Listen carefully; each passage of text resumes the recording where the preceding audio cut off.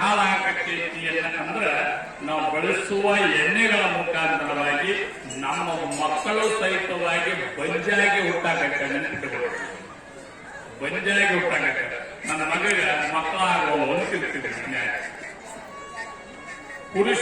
ಪುರುಷತ್ವ ಸಹಿತವಾಗಿ ಫೇಲ್ ಆಗತ್ತೆ ಅಂತ ತಿಳ್ಕೊಂಡು ಹಿಂದೆ ಹೋದ ಒಂದು ಕೃಷಿ ಮೇಳದೊಳಗ ಒಬ್ಬ ಅಧಿಕಾರಿ ಬಂದಿದ್ದು ನಿಮಗೆ ಇಲ್ಲೇ ಹೇಳಿದ್ರು ಯಾವ ಹಾಲು ಕೊಡುವ ಏನು ಪರಿಣಾಮ ಆಗತ್ತೆ ಅನ್ನೋ ಮಾತು ಹೇಳಿದ್ದು ನಮಗೆ. ಭೂಮಿ ಬಂದಿ ಆಗಾಕತ್ತೆ ಅಂತಂದ್ರೆ ನಾವು ಬಂದಿ ಆಗಲ್ಲ. ಏನು ನಾವು ಎಣ್ಣೆ ಹೊಡಿತು ಹಂಗ ಬೆಳೀತದ. ಹೌದಲ್ರಿ? ನಾವ್ ಎಷ್ಟು ತಲೆನ ಶಾಂಪು ಸಿಗತ್ತು ಅಂತ ನಮ್ಮ ಹುಡುಗರು ಈಗ ತಲೆಗಳಾಗತ್ತಾವ. ಹೌದಲ್ರಿ? ವಿಟಾಮಿನ್ ಹೆಂಗ ಕಡಿಮೆ ಆಗತ್ತೆ ಹಂಗ ಆಗ್ತದೆ. ಭೂಮಿ ತನ್ನ ಸತ್ವವನ್ನು ತಾನು ಕಳ್ಕೊಳಕತ್ತೆ ಅಂದ್ರೆ ನಾವು ಬೆಳೆಯುವಂತ ಬೆಳೆಗಳು ಬೇಗ ಬರ್ತಾವು. ಮೇಲಿರ್ತಕ್ಕಂಥ ಮಣ್ಣಿನ ಮುಖಾಂತರವಾಗಿ ನೀವು ಎಣ್ಣೆಯ ಮುಖಾಂತರವಾಗಿ ಅದು ಬೆಳೆ ಮೇಲೆ ಬರ್ತದೆ. ಕೆಳಗಿರ್ತಕ್ಕಂಥ ಜೀವಾಣುಗಳ ರಸಗಳ ಕೆಳಗೆ ಹೋಗೋದ್ರಿಂದ ಅವೆಲ್ಲಾ ಅಣುಗಳು ಸತ್ವಾಗಿ ಬಿಡ್ತಾವು.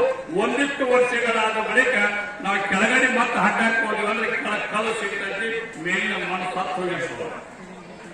ನಮ್ಮ ಬದುಕು ಮೂಗೋತಿಲ್ಲ. ಅದ್ರ ಜೊತೆಯೊಳಗೆ ನಾವು ಹುಡ್ತೇವು, ಅದರಲ್ಲಿ ಬೆಳಿತೇವು, ಅದನ್ನೇ ಹುಡುಕ್ತೇವು. ಎಣ್ಣೆ ಹೊಡೆದ ಬೆಳೆ ನಾವು ಹೋಗೋದ್ರಿಂದ ನಮ್ಮ ಭವಿಷ್ಯವು ಸಹಿತವಾಗಿ 100 ವರ್ಷ ಹೋಗುವವರು 50 ವರ್ಷಕ್ಕೆ ರೆಡಿ ಮಾಡಿರ್ತಾರೆ ಊರು ಹೊರಗಲ್ಲ ಪದಕ್ಕೆ. ಹೌದಲ್ರಿ? ಪದಕ್ಕೆ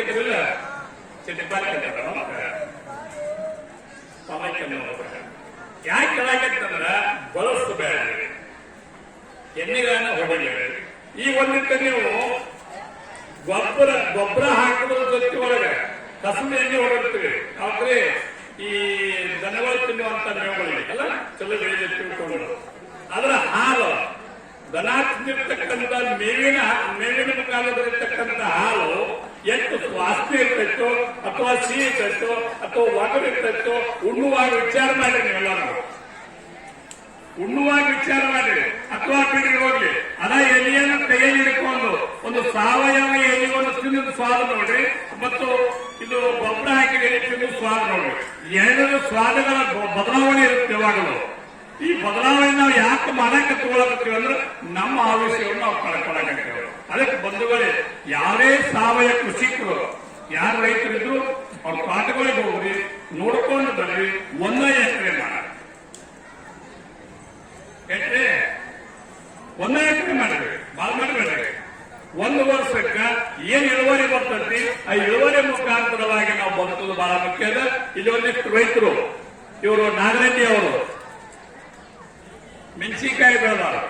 ನಾವು ಹೇಗೆ ಗುರುತಿಸ್ತೀವಿ ಅಂದ್ರೆ ಯೂಟ್ಯೂಬ್ ಮುಖಾಂತರವಾಗಿ ಗುರುತಿಸ್ತೀವಿ ಮತ್ತು ನಮ್ಮ ಅಧಿಕಾರಿಗಳ ಮುಖಾಂತರವಾಗಿ ನಾವು ಗುರುತಿಸ್ತೀವಲ್ಲ. ನಾವು ಪ್ರತಿ ವರ್ಷದ ಒಬ್ಬ ಹುಡುಗಿ ಹಣ್ಣು ನೋಡತ್ತ ಹಣ್ಣಾನ ಅವಾಗ ಇನ್ನೂವರೆಗೆ ಹಣ್ಣು ಸಿಕ್ಕಿಲ್ಲ. ನಾವು ಪ್ರತಿ ವರ್ಷದ 8 ಮಂದಿ ರೈತರು ಹೊಸ ಹುಡುಗರು ನಮ್ಮ ರೈತರೇ ಹೆಚ್ಚಿಗೆ ಹೊರತು ಸಾವಯವ ಕೃಷಿಕರು ಅವರು ಸನ್ಮಾನ ಮಾಡಕ್ಕೆ ನಗತ್ತ ಅನಿಸಿಕೆ. ನಿಮಗೂ ಸಹಿತವಾಗಿ ಯಾಕೆ ಹೇಳಾಕತ್ತೀನಿ ಅಂದ್ರೆ ಸಾವಯವ ಕೃಷಿಕರಾಗ್ರಿ. ಇವರು ಕೊಪ್ಪಳ ಜಿಲ್ಲೆಯವರಾಗಿರ್ತಕ್ಕಂಥ ಉಮೇಶ್ ನಾಗರಾಜ್ ಅವರು, ಅವ್ರ ಧರ್ಮಪತ್ನಿ ಅವರು ಕೂಡ ಇಬ್ರು ಕೂಡ ಕರೆಸಿದ್ದೀನಿ. ಅವರ ಜೊತೆಯೊಳಗೆ ನಮ್ಮ ರಾಜ್ಯದ ರೈತ ಸಂಘದ ಉಪಾಧ್ಯಕ್ಷರು ಅವರು ಸಹಿತವಾಗಿ ಕರೆಸಿದ್ದೇವೆ. ನಿಮ್ಮ ಜನಗಳಿಗೆ ಮಾಹಿತಿ ಮಾಡಿಕೊಡಕ್ಕಾಗಿ ಕರೆಸಿದ್ದೀನಿ ಅವರನ್ನ. ಬಂಧುಗಳೇ, ಹೆಚ್ಚು ಸಾತ್ವಿಕರ ಜೊತೆಯೊಳಗೆ ಅವರ ಜೀವನ, ಅವರ ದಂಪತಿಗಳು ಸಹಿತವಾಗಿ ಒಬ್ಬ ಕೃಷಿಕರಾಗಿ, ಇಬ್ರು ಶಿಕ್ಷಕರಾಗಿ ಕೃಷಿಕರಾಗಿ ದುಡಿತಾರ ಅಂದ್ರೆ ಇದಕ್ಕೆ ಎಷ್ಟೈತಿ ಕಿಮ್ಮತ್ತ ತಿಳ್ಕೊಂಡು 60-70 ಸಾವಿರ ರೂಪಾಯಿ ಈ ಮೆಣಸಿನಕಾಯಿ ಮಾರ್ತಾರ. ಒಣಬೇಸಾಯ ಭೂಮಿ, ನಮ್ಮ ನೀರಾವರಿ ಭೂಮಿ. ನಾವೇನು ಕಡಿಮೆ ತಂಗಿ ಹಾಕ್ತೀರಿ ತುಂಬಲಾಸು ಮಕ್ಕಳು ನಮ್ಮಲ್ಲಿ ನೋಡ್ರಿ. ಆ ಭಾಗದೊಳಗೆ ಮಳೆಯಾದ ಜೀವನ, ಅವರಿಗೆ ಮಳೆಯಾದ ಜೀವನ. ಹೌದಲ್ರಿ? ಮಳೆಯ ಮುಖಾಂತರವಾಗಿ 15 ಕ್ವಿಂಟಲ್ ಮೆಣಸಿನಕಾಯಿ ಬೆಳೆದ 1 ಕ್ವಿಂಟಲ್ಗೆ 65,000-80,000 ಯಾಕಾತ್ರಿ? 15 ಕ್ವಿಂಟಲ್ ನೀವೇ ಲೆಕ್ಕ ಹಾಕಬೇಕು.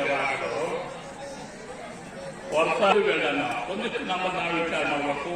ಎರಿ ಭೂಮಿ ಒಳಗೆ ಬೆಳಿತೈತಿ ಅಂದ್ರೆ ಸಜ್ಜಿ ಬೆಳಿತೈತಿ, ಏನೋ ಚಲೋ ರಾಜ್ಯ ಭೂಮಿ ಅನ್ನೋದು ಜೋಳ ಬೆಳಿತೈತಿ. ಜೋಳ ಬಿಟ್ಟು ಅಕ್ಕಡಿ ಕಾಳು ಮಾತ್ರ ಬೆಳಿತೈತಿ. ಆ ಬಾಳ ನಾನು ಎದ್ದು ಬಂದಿನಿ.